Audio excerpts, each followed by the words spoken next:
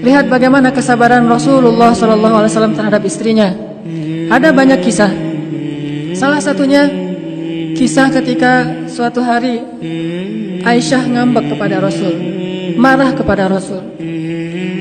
Karena marah kepada Rasul dan tidak disebutkan dalam cerita itu kenapa marah, tapi kita husnuzon Rasulullah SAW orang yang mulia, Aisyah juga orang yang baik. Mungkin ada kesalahpahaman atau cemburu.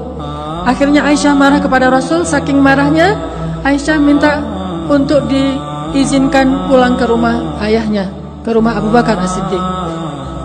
Dia ingin mengadukan masalahnya kepada ayahnya, yaitu Abu Bakar As-Siddiq. Kemudian Nabi mengatakan, ya Aisyah, kalau gitu saya temani malam-malam. Akhirnya Rasulullah menemani Aisyah, mengantarkan Aisyah ke rumah Abu Bakar. Sampai di rumah Abu Bakar, Rasulullah, Aisyah, Abu Bakar duduk dalam satu ruangan. Kemudian Abu Bakar bertanya, ada apa ya Rasulullah, ada apa ya Aisyah, apa yang bisa saya bantu? Aisyah dan Rasulullah diam. Kemudian Rasulullah bertanya kepada Aisyah, ya Aisyah, boleh saya ngomong lebih dulu? Bayangin seorang Rasul, seorang teladan umat ini, sebaik-baik manusia, bahkan pemimpinnya para anbiya dan Rasul, bertanya kepada istrinya, ya Aisyah, bolehkah saya ngomong lebih dulu? Bagaimana Rasulullah memuliakan istrinya. Lalu siapa kita yang merasa lebih mulia daripada Rasulullah untuk malu bertanya hal yang sama kepada istri kita? Apakah dengan melakukan itu kita akan menjadi rendah? Sesungguhnya tidaklah seseorang merendahkan dirinya karena Allah, kecuali Allah akan meninggikan derajatnya.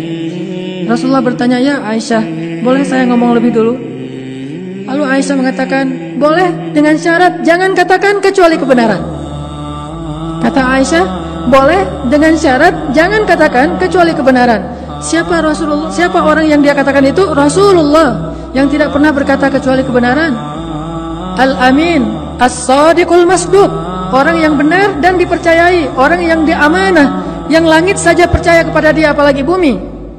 Tapi Aisyah mengatakan jangan katakan kecuali kebenaran. Kalimat ini membuat Abu Bakar merasa sangat kecewa kepada Aisyah dan malu kepada Rasulullah, sehingga akhirnya Abu Bakar memarahi Aisyah. Ya Aisyah, bagaimana kamu mengatakan hal demikian kepada orang yang Allah saja percaya kepada dia dan dia tidak pernah mengatakan kebohongan? Apakah kamu berpikir Rasulullah akan berbohong? Ketika Abu Bakar marah dan ingin memukul Aisyah, tiba-tiba Rasulullah menahan Abu Bakar dan melindungi Aisyah di belakang tubuh beliau.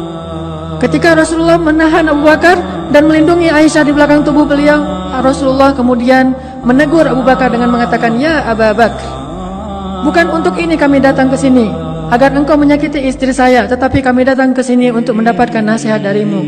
Kemudian Rasulullah menoleh ke belakang sambil tersenyum ke arah Aisyah dan mengatakan, ya Aisyah, lihat bagaimana aku membela kamu. Ini kesabaran Rasulullah SAW.